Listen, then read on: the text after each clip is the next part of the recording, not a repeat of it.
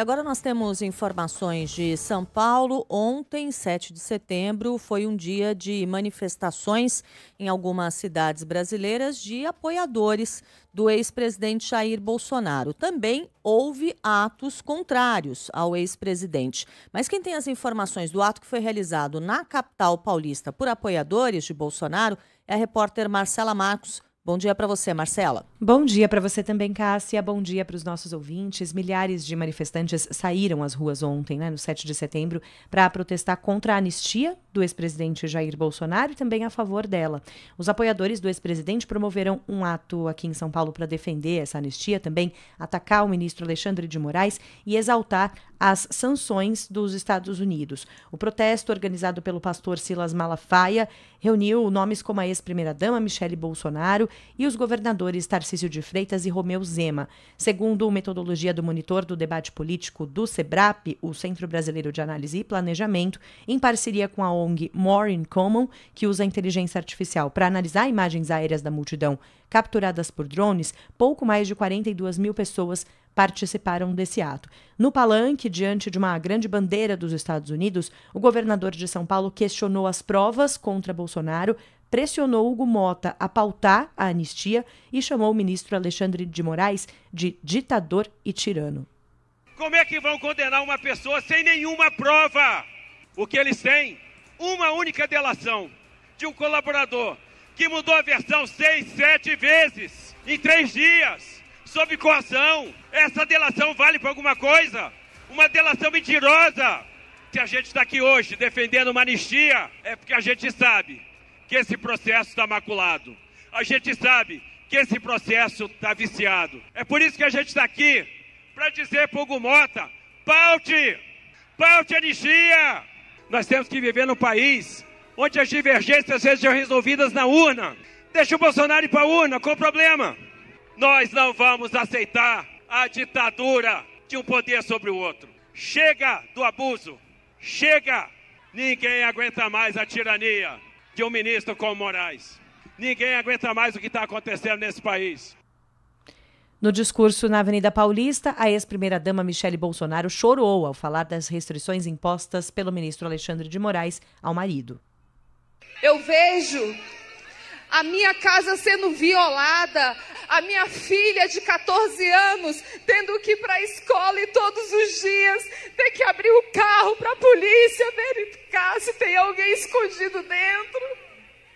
Todos os dias, quando eu chego e saio, tenho que revistar o meu carro. É muita humilhação que nós estamos vivendo.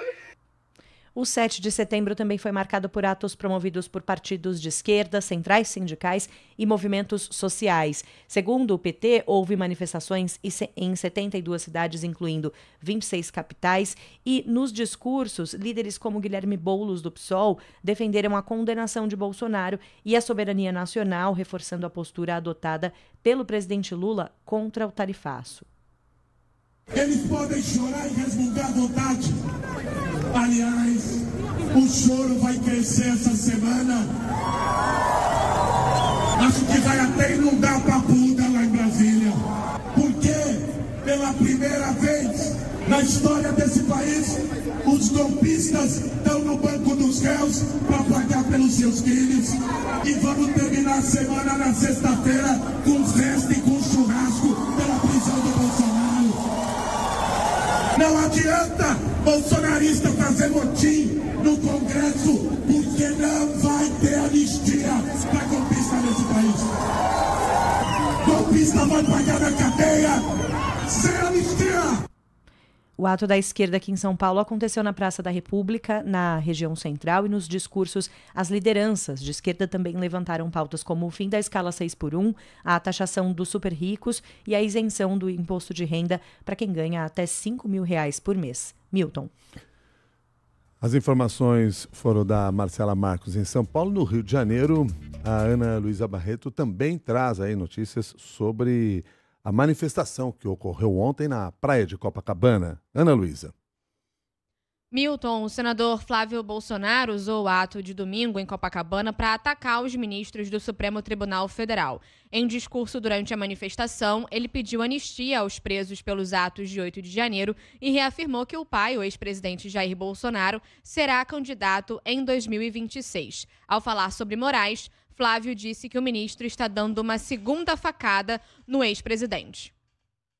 Mas ontem fez exatamente 7 anos que meu pai levou aquela facada. E o que o Alexandre de Moraes está fazendo com meu pai hoje é uma segunda facada na sua alma. Alguém que abusa do seu poder para perseguir, para prender uma pessoa inocente, que faz com requintes de crueldade, que faz com vontade de humilhar um cidadão de bem, um patriota.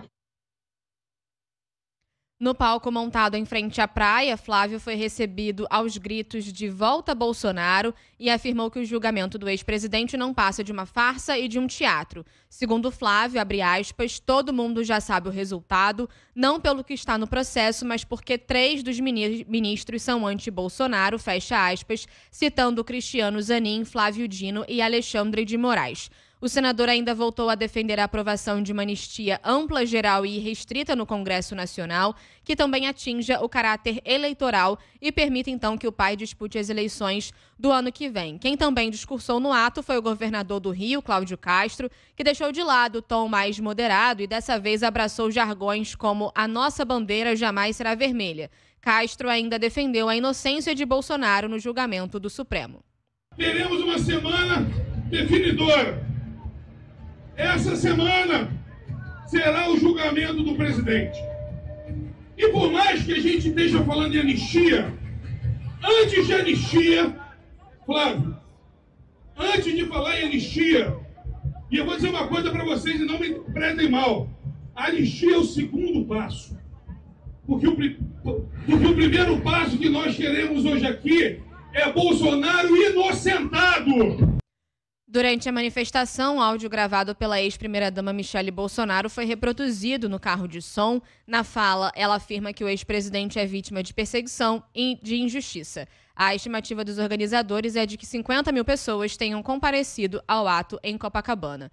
Milton e Cássia. Muito obrigado. As informações também do Rio de Janeiro, aqui a propósito dessas manifestações que ocorreram nesse 7 de setembro, que marca o início desta semana, como eu chamei a atenção agora há pouco, que marca o início desta semana importante, quando o STF dará, então, sua palavra final sobre estes réus que fazem parte do núcleo crucial da trama golpista, tendo, claro, como principal personagem aí o ex-presidente Jair Bolsonaro. Nós vamos conversar com a Miriam Leitão a propósito desse assunto, ainda hoje aqui no Jornal da CBN. Conversa com a Miriam, começa daqui a pouquinho, às 7h25 da manhã.